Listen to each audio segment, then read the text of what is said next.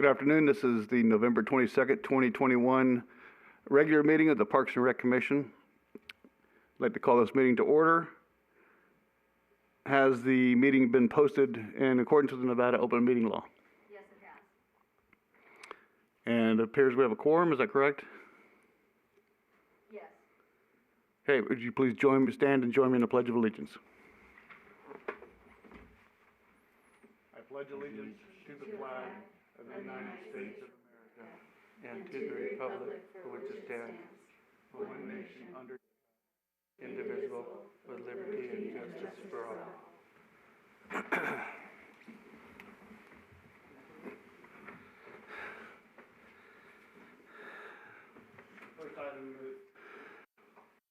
Our first item is public comment. Obviously, no one in the audience, but if you're at home or elsewhere, you can either send written comments off from the city website, which is posted on your screen, or call 702-589-9629 and talk now with us.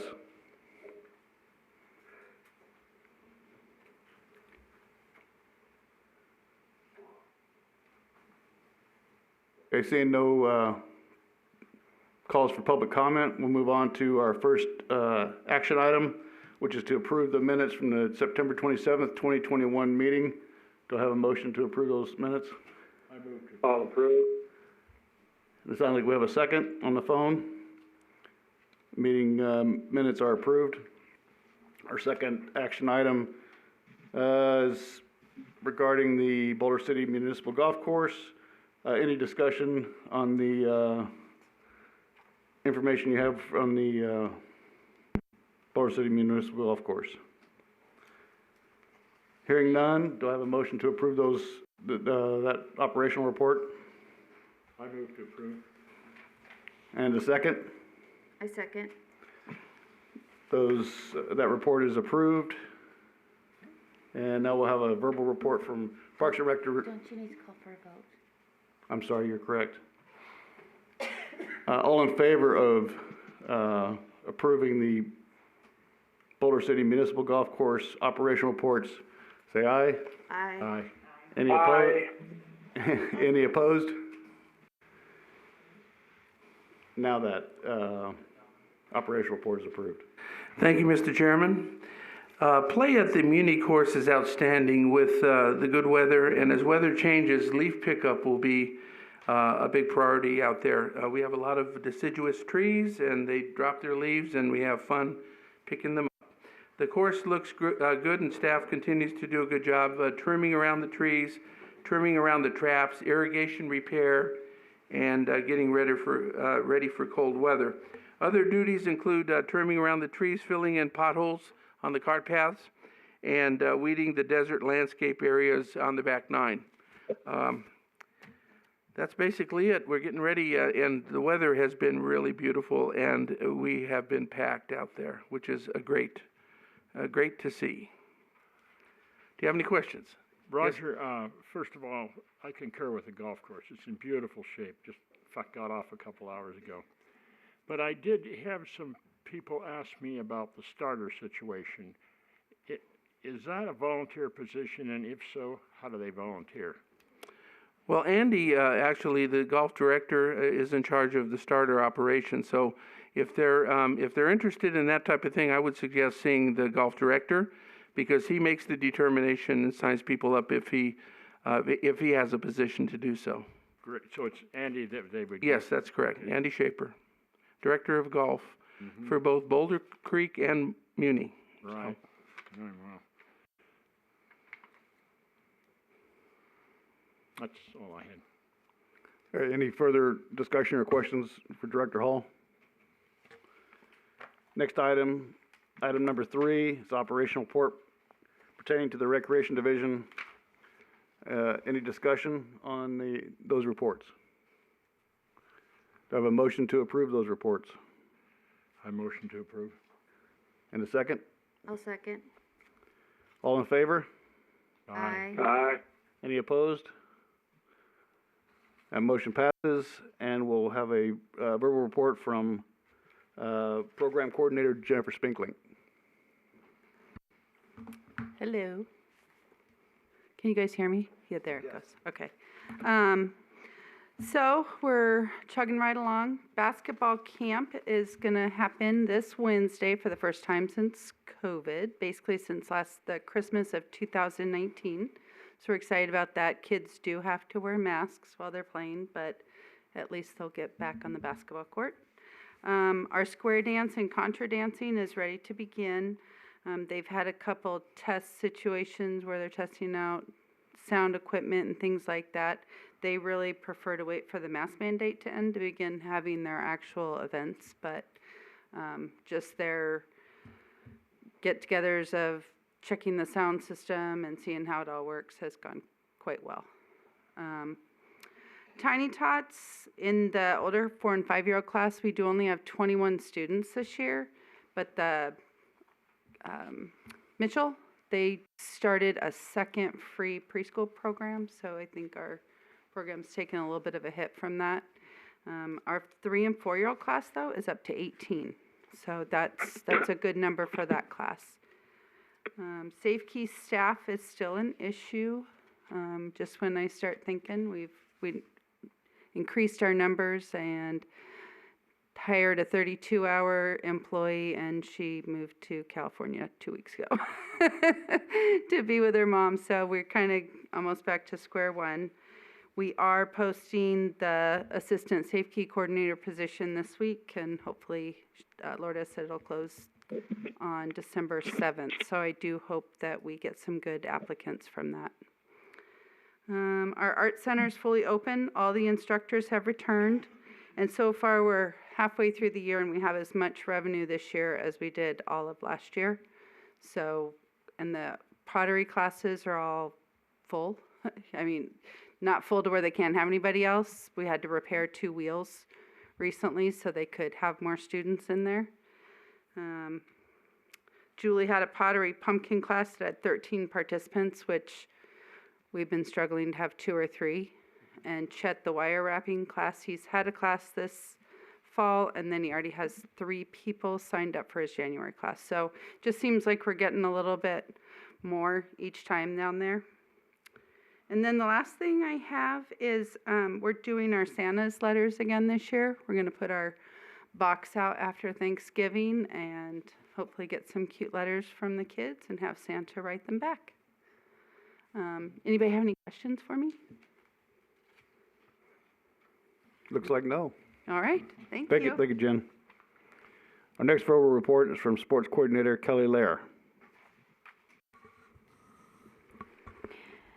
So Carla just asked me if I had to run out today, because I usually have to run out. But we just completed youth flag football that was going on at Pratt Field on Mondays and Wednesday nights, just in time for the temperature change. We were out in shorts and long sleeves, and I think tonight we probably would have been in sweats and coats. So we finished just in time. We had 10 teams, all sponsored by San Diego Gas and Electric, which was really nice. And we just finalized our Fall Adult Women's Volleyball League. That was last Monday. And we're in the process of completing the Fall Coed Softball League. They have a double elimination tournament starting on December 5th and ending on December 12th. We are currently accepting enrollment for kindergarten through 2nd grade youth floor hockey. It starts in late January and it's played on Saturday mornings. And also 3rd through 7th grade youth basketball. It starts in early January, plays through February, and both sports have clinics coming up in December. Masks are going to be used. It might detour some people. I let all the parents know. I sent them out emails and let them know that we're still under a mask mandate.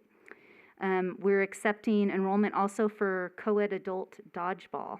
We've done that in the past as a fundraising effort for Boulder City Emergency Aid, and so we're going to try and do that on December 18th. And we're also planning for our Winter Men's Basketball League, and this begins in early January, right after the first of the year, and they play on Tuesdays and Thursday nights through early March. Pickleball going strong. Most days they'll have 3 courts going on in the new gym and 1 court going on in the old gym, and so a lot of our snowbirds have come over, and the gym is full, and it's good. That's good to see. Couple of notes.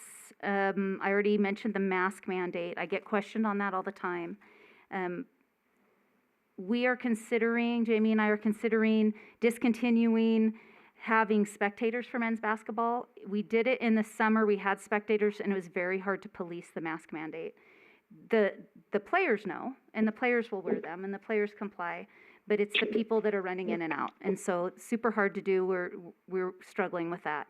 But the teams said it doesn't matter if they have people watching them or not. They just want to play. And so we did it with women's volleyball.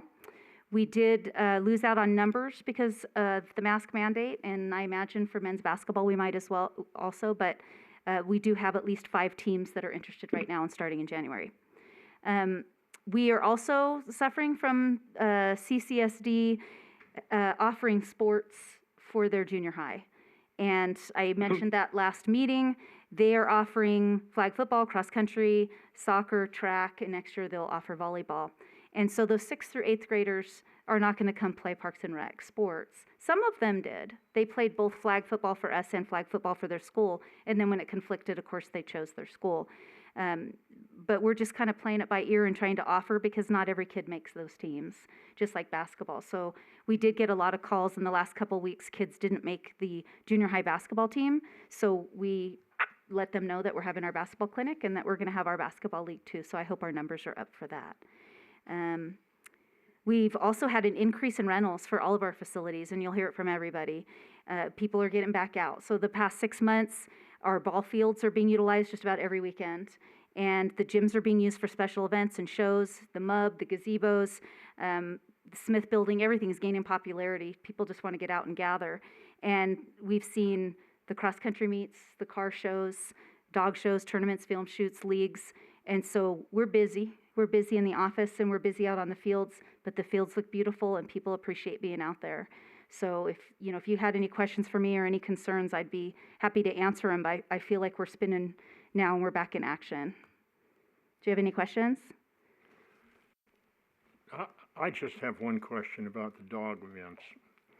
When we walk our dog in Veterans Park every day, and it seems like every time there's a dog event, the waste issue outside of the field they're in is significantly. Can you pull your mic down a little? Oh yeah. Anyway, the waste issue is more significant when you have a dog event, and I don't know if you'd think the dog people would be super good about it, but for some reason I don't know if the maintenance people complain about it, but it's very, very noticeable if you walk that path every day. Well, I can tell you from this last weekend on Veterans Memorial, those rentals, they pay the dog park across the way to utilize their big dumpster, and they do a very good job. Oftentimes, they will clean up that field better than when baseball rents it out for tournaments. It's immaculate. The field they're working, the fields and the surrounding area. So I was down there today, and the garbage cans are full. And I work with the waste management crew that comes around, and I talk to them about special events and let them know they might have to, make an extra trip. Mm-hmm. But it is their responsibility, and it is being expressed to those people that do rent that they need to get rid of that garbage, including the pet waste that's included. Right. They are picking it up. I'll give it to them. They're picking it up and they're putting it in bags. It's just a ginormous amount for a 3-day event. Yeah, but I see it where off the area where they're at. When you walk that whole trail around the park system over by the cemetery and clear up, and I don't know, maybe it's just I'm noticing it more and more sensitive to it when I see the dog people out there, but I would think they would be the best people to put out there as far as that issue goes. We saw a garbage concern with cross-country meets. That was our big issue, and we did have simultaneous dog shows at the same time, so when there are multiple events going on in our parks, it is an issue. So that is something we're working on. It gets worked out. I mean, in a few days, it's much better, but that's just one comment. Garbage is not fun. Pardon me? Garbage is not fun. And we all work together. The custodians, Public Works, the people who are renting, and Parks and Rec, we'll all do our share, but maybe we just patrol a little bit more and see if we can't help out. Or mention it more, I mean, just mention there was a comment, and maybe that's what it's gonna take, because most dog people I know are very, very good about it. Anyway, I'm glad to see there's so many events in the park, by the way. I mean, Yeah, I try to go down there with the dog shows and everything. Most of the dog shows have been excellent in picking up their dogs' stuff. What happens is a lot of those people stick around that one field or that one area, and you don't see them walking over by the dog park, the existing dog park, because they don't want to get their dogs infected possibly or whatever. They try to keep them in one area, and that area we inspected after the dog shows, and it's cleaned up. And I'm talking about the area by the concession building, by the volleyball courts, the field itself, because if they don't and they realize they can't go anywhere and have the facility that they do, and so they don't want to lose it. And I can guarantee that they're picking up their stuff. So, I the have no stuff doubt about that part. It's the surrounding, and maybe it's not even them. I have no idea. I don't think it's them. I think, you have a lot more people using the park. They come when it's dark out there.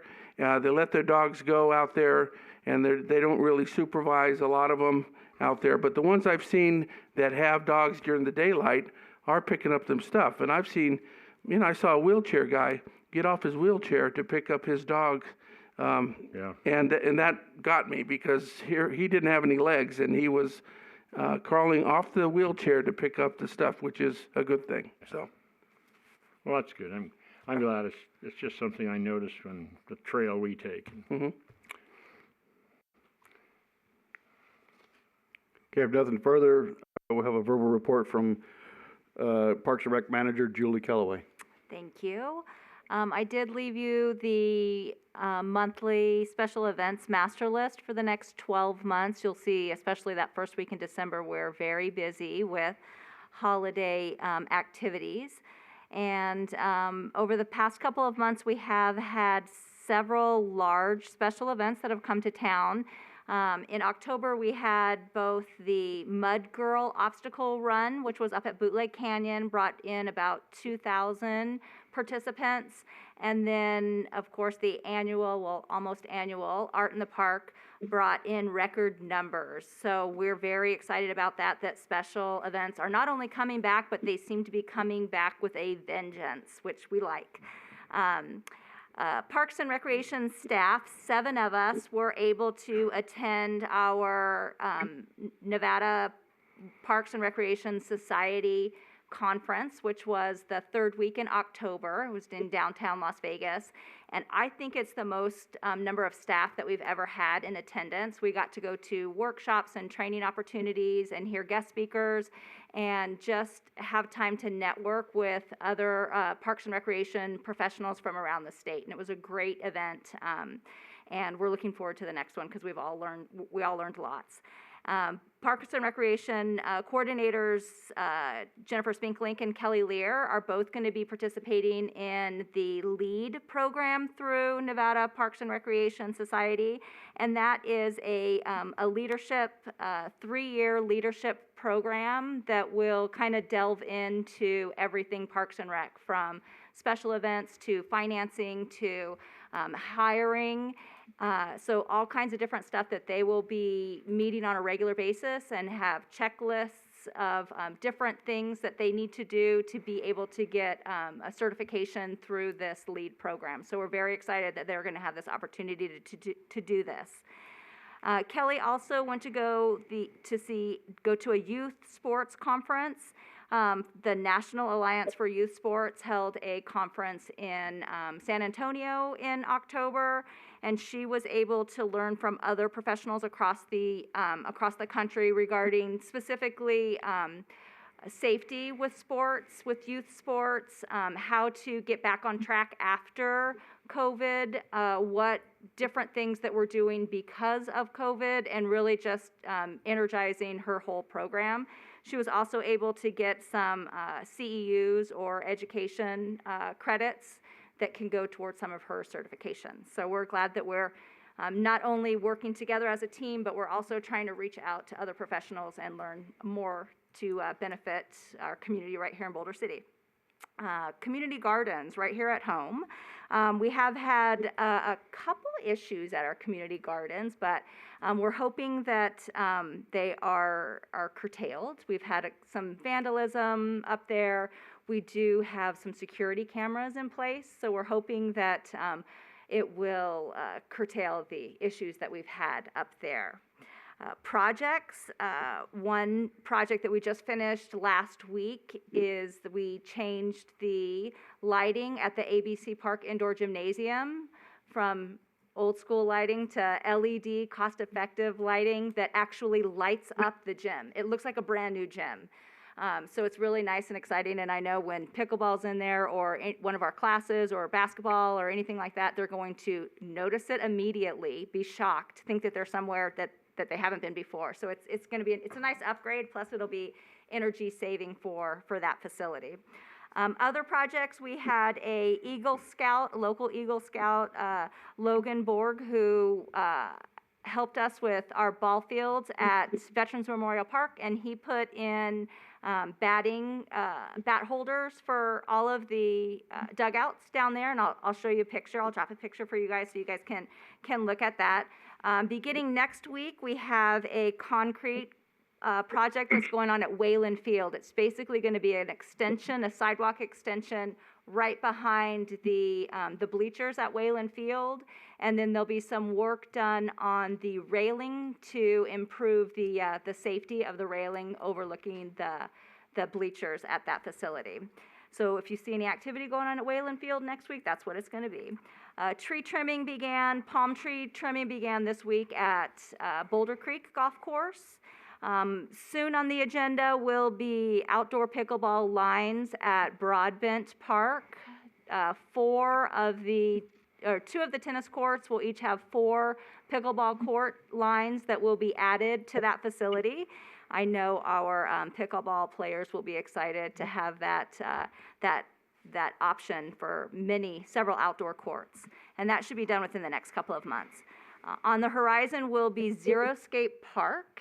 And if you don't know where Xeriscape Park is or you're unfamiliar with it, it's one of our smaller neighborhood parks. It's on Royal Birkdale. It is in need of some upgrades. So we will be delving into park improvements, which will include playground equipment along with improving just the overall landscape and functionality of that park. And regarding that, I wanted to just give you guys a little bit of information regarding inclusivity and park equipment. Inclusive playground equipment is designed to provide children with a range of physical and social and emotional abilities to be able to enjoy the parks. So by that I mean having something at a playground that if I was a child in a wheelchair, I would still be able to access it. So that would be everything from, your safety surface that would still be strong enough that a wheelchair could go on it, to something along the lines of a seat, maybe with a seat belt on it, so a child that came out of the wheelchair could go on a piece of playground equipment. Well, we've been very conscious in the last couple of years that anytime we add a new piece of playground equipment, we take those things into consideration so that we can provide things that will go to a larger audience and be able to provide play for many, many different people. So we have pieces at Oasis Park, at Hemingway Park, and at Bicentennial Park. We have the playground equipment that is the musical equipment, so you can just, if you were in a wheelchair, you could wheelchair your way up, up to the playground or up to the musical equipment and use it. We have an Omni spinner that you could actually lay in and spin, and that's at Hemingway Park.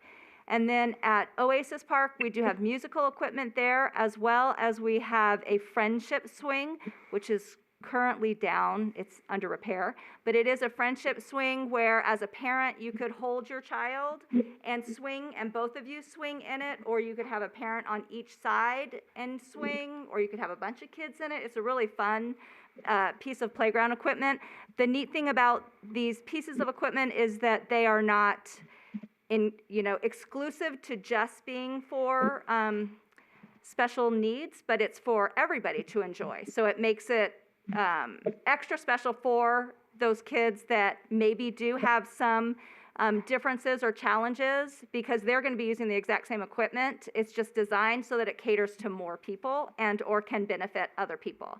So we take that into consideration, and we're going to be looking at that for the new pieces of equipment that we put in at Zero Escape as well. So I have some pictures of all of this that I'll just pass on so that you guys can kind of take a peek at it. But are there any questions? Julie, just, there's a paved area that I hadn't seen before out at Veterans, across almost from Zero Escape, in the Veterans area. Is that for parking for visitors to the festivals, and they load onto buses there? So are you talking about the It's near the dog park. southernmost area of Yes. Veterans? Yes. So that is designed to be a parking area exactly for special events. Oh, So okay, good. whether it's a dog show, or it's, I think Art in the Park even use that and then shuttled people from there, and then it's also used for 4th of July. So yes, that, and that's one of our friends from the dog park. That's good. So yes, that parking is ideal for that. Any other questions? Thank you. Thank you, Julie. Next, action item number 4 is pertaining to the aquatic division. Any discussion on the aquatic division report? Hearing none, I need an approval or a motion to approve those operational reports. I move. Need a second? All in favor of approving those reports? Aye. Aye. All opposed? Okay, that report is approved, and now we'll hear from Aquatic Coordinator Cherie Brennan. Good afternoon.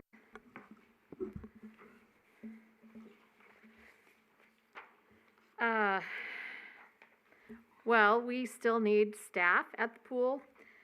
We've had a couple of additions regarding lifeguards. One's a high school student, so available in the afternoons. The other's a young man who worked here several years ago, went away to college, worked his way through college, lifeguarding and teaching lessons, so he's got lots of experience, and he's taking kind of a gap year while he figures out where he wants to go to graduate school. But he's a very welcome addition and providing some leadership for us, so it's been nice to have him on board, even though it's just been a short time. But hopefully I keep saying UNLV, not, somewhere across the nation for grad school. Mm-hmm. We are going to be teaching another lifeguard course as well as a water safety instructor course the first weekend in December. It should provide us with one more lifeguard and then 2 additional swimming instructors, but not 2 new staff members. They're employees who are already lifeguards, but we hope to be able to have swimming lessons a little more regularly starting in January. Currently, we are still only open Monday through Thursdays. We are no longer requiring reservations at the admonition, whatever word you want to put in there, of the commission and leadership. And our patrons, I think, are adjusting to that after not having open-ended swim time for a while. We've only had a couple of complaints, I think. And we've even had lane sharing. So it's nice to see. We will be having a preschool level 1 class in December. One of our instructors is ready to come back and teach in the wintertime. Hoping to also have a water babies class in December, but those would be the only 2. It'd only be 2 classes. Water fitness classes are going strong with our 2 instructors. One of them is teaching 4 days a week. The other one is teaching 3 days a week. Just in the mornings. Nobody is available to teach in the evenings. Still working on that and hoping to expand a little bit as far as our water fitness goes. I have contacted a person to come do a facility audit regarding staffing levels. So you've probably heard many times that we are required by the Southern Nevada Health District how many lifeguards we have on deck, and it's based on square footage, the surface area square footage, not on activity that's going on or how many actual people in the pool. It's so I've contacted this person. I don't have anything set up yet. I'm waiting for him to get back to me. But the health district does say that if you have an outside agency conduct an audit and they determine that you can operate with fewer lifeguards, or at least part of the time operate with fewer lifeguards, they will accept that. So that's our hope going forward, and maybe in the new year we'll be able to reduce the number of lifeguards and maybe expand a day or 2 more during the week.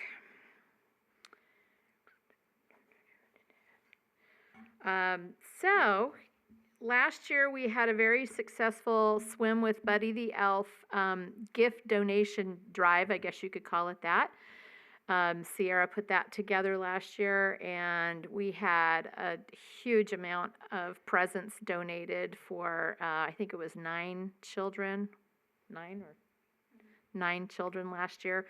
We are going to attempt it again this year. We have one of our staff members is going to dress up as Santa. So we're calling it Swim with Santa and Buddy the Elf. We hope to have a Buddy the Elf also.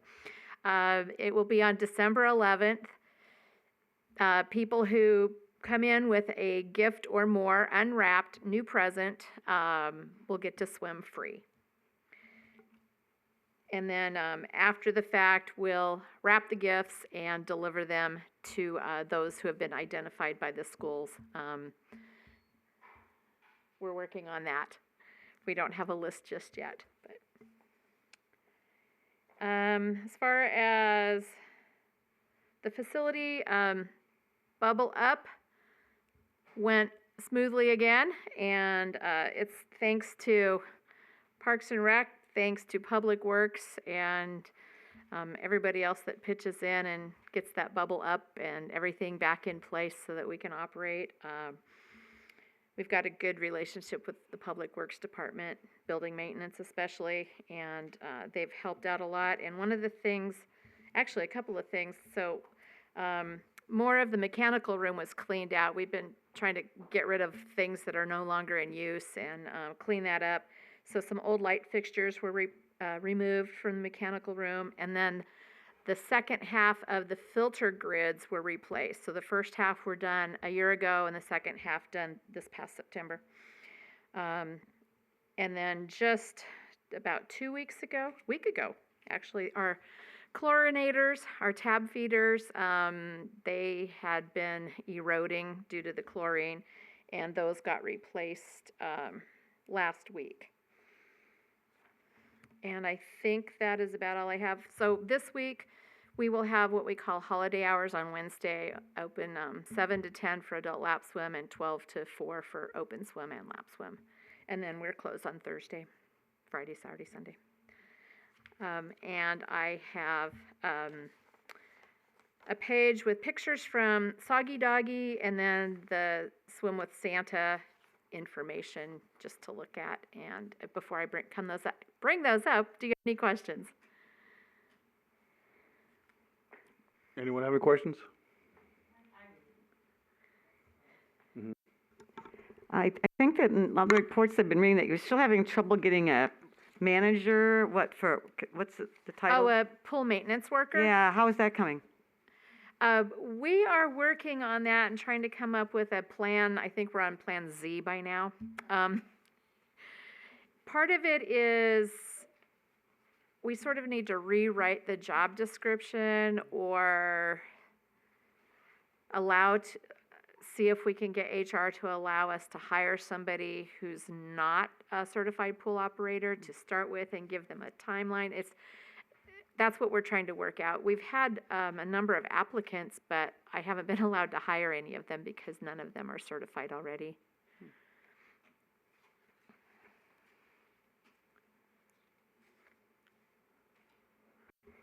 Okay, any other questions or comments for Cherie? It sounds like you're doing the best you can and working on the staffing issues and trying to accommodate all of our patrons, and so I appreciate that. Thank you. You're welcome. I had someone, Sierra and I have both been lifeguarding, by the way. And I had somebody this morning thank me for lifeguarding. Well, it's part of my job. Glad you're here. Okay, item number 5 is a verbal report from Director Hall regarding Bootleg Canyon. Thank you, Mr. Chairman. Well, mountain biking at Bootleg Canyon continues to be very popular. We continue to see an increase in special events at Bootleg Canyon. We have skills clinics, we have downhill races, we have cross-country races, and the mud run events that Julie mentioned previously. We have a couple big ones coming up. The weather has been perfect for it. It's nice and cool, and so they are taking advantage of it. The aerial trail system is still closed with no action on the mountain at this time. We're still waiting to hear from the previous owner who said he might be interested in coming back, but we haven't got a firm commitment on that. I'll keep you posted as we get close on that. But basically, hey, it's doing great. Mountain biking has continued to increase. We're getting a lot of people that are coming in from Henderson and Vegas to utilize the trail system, and the special events are increasing as well. So we're happy with that. That's the end of my report. Any questions? Yes? So how many of them are e-bikes? Well, that is a very popular thing. A lot of the e-bikes are utilizing the River Mountain Loop Trail. Okay. You know, they're going, and I know a group of people that come from Boulder City. Saturday morning, they go utilize the loop trail, go to Railroad Pass, go across the highway, get on the other path, and go have breakfast down in Water Street down, and then come back to Boulder City. A lot of people are utilizing that. We had this past weekend, we had an e-bike event at Bootleg Canyon, and one of our current realtors got third place in it, Brett. He did very well, and more power to him. That's a very scary, event going downhill on that Bootleg Canyon. But we do have regular bike races. We have e-bike races. We're trying to accommodate the whole gambit of bicycling. I just wonder, because they say that e-bikes are so popular now, but it doesn't damage the trails, does it, or anything? Well, e-bikes they're about 60 pounds, and they do, if you get a lot on a trail, on a single track trail, it will damage it. So we're trying to balance that but the popularity is getting really, really big on those e-bikes. I just turned 2,000 miles on mine. And that's a lot of 10 to 12 mile trips over a couple year period of time. So, but yeah, it's very popular now. Roger, I was asked the other day, and I just got an e-bike, but by a couple folks, is there a city trail map or a city map with the bike paths on it, or an app that has it? I've talked to a lot of people that actually come to Boulder City to putz around for a day and the weekend, and wondered if there was an app that defined where the paths were, like around Veterans or the Loop Trail. Or I know Public Works is working on that. I don't know what the status is on that. I know we have a trail map for Bootleg Canyon, but we don't. I don't personally have one for the rest of the city. I know it's being worked on though. I'll check for you and see if what the status is on that. That's good, because there's a lot of people like to putz around and have lunch here in Boulder City, and see the sights. Yeah, part of the, I know the city hired a consulting firm to do to kind of look at the various bike paths, and on that trail that was coming in, from the loop trail, and then connecting to our existing paths. And so I know there's that map is hanging around somewhere. I'll see if I can find it for you. It'd be great if it was on an app where people could see it, and Yeah. maybe even get people to sponsor it here in town that Right. want to identify. All trails I think Jill over at the chamber had did something years ago on that. Yeah. The chamber seems like it'd be a good. Yeah, but Good All Mountain, place to All spearhead it. Mountain Cyclery has all those maps. Well, so For the River Mountain Jen Loop mentioned Trail, all, because they sell bikes and they sell. Jen mentioned all trails, and they do have a lot of information on there, but it is a pay-for app. Well, depends on how we use it. Okay. I just used it to find out where I'm trying to go. Yeah, and all Mountain has mountain biking trails mostly. It doesn't have necessarily the street adjacent trails. The questions I've always been asked are by non-mountain bikers, but just regular people that do it recreationally. But, yeah, the chamber. Will, because I think Jill had started on something like that a couple of years ago for something or just around town. Yeah, that's what I've been asked around town. And We'll see if we can find something for the commission. Great. Any other questions or comments regarding Bootleg? Okay, next item is item number 6. This is an opportunity for commission members to comment on park and recreation related items. Anyone have specific comments they'd like to make?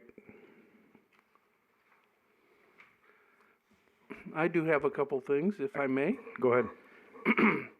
Well, we have been coordinating a number of holiday events for Boulder City. On December 3rd at Crow Park, there's going to be the Christmas tree lighting. We have the Doodlebug Bazaar December 4th, which is a Saturday at the Recreation Center. The Electric Light Parade on December 4th at 4:30 p.m. And we have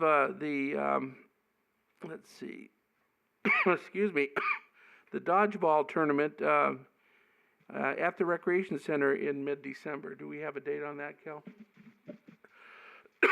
Excuse me, December 18th. We're also looking at turf reduction for our parks and our golf courses, and we're going to be hiring a consultant to update some existing plans and see what we can do in our park system. And then we're working on, obviously, the new pool. Council will be analyzing the Track 350 proposals, and the majority of money for the Track 350 would go into an account to pay for the new swimming pool. So we're pretty excited about that. They'll be evaluating those proposals in a special meeting, I think, next week on that. Recently, the Boulder City Jamboree Committee won a prestigious Silver State Legacy Program Award from the Nevada Recreation and Park Society. This is for programs which have endured the test of time, and the Jamboree Committee, in partnership with the City of Boulder City, has put on the 4th of July festivities in Boulder City for 72 years. So we're really proud of that. We beat out the City of Henderson for one of their awards, which I like. Congratulations to the members of the Jamboree Committee and also the city staff. We have a great partnership, and we put on a great event. And if you haven't been down to Veterans Memorial Park and see the fireworks that blow up over your heads, you're missing something. You need to come down and see. And see me, and I'll get you a special parking spot right in back of the stage, and it makes it a lot easier for you to go home. So, Congratulations on that award. That's fantastic. thank you. Thank you. It's been a long time, but 72 years is a long time as well. So we're very happy, and hopefully we'll get some new members on the Jamboree Committee, which is very important to us. So that is the end of my report. Thank you. I had 2 comments. One, kind of piggybacking on what Mike said earlier about the dog mess in at vets. I just want to encourage park users to pick up after your dogs.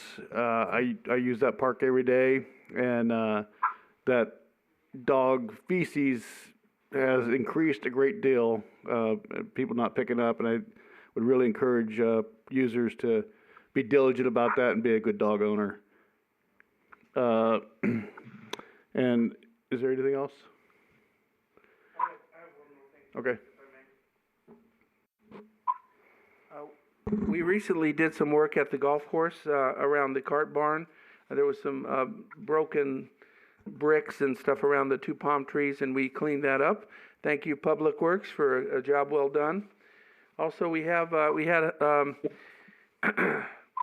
a group of people that I don't really know. Maybe you can identify them. I think one of them is in this room for Halloween, but they dressed up and they did a pretty good job. People love to see what they were. Okay, thank you, Roger. The last thing I have is I wanted to thank former commission member Katie Tyler for her service. She resigned last week from the commission, but I wanted to thank her for her service. If there's nothing else, the meeting's adjourned. Apologize. The meeting is not adjourned. Open it up one more time for public comment. This can be on any topic. Again, there's no one present for public comment, but if you are online, you can send an email question via the city's website, or call 702-589-9629, and that number is on the screen also.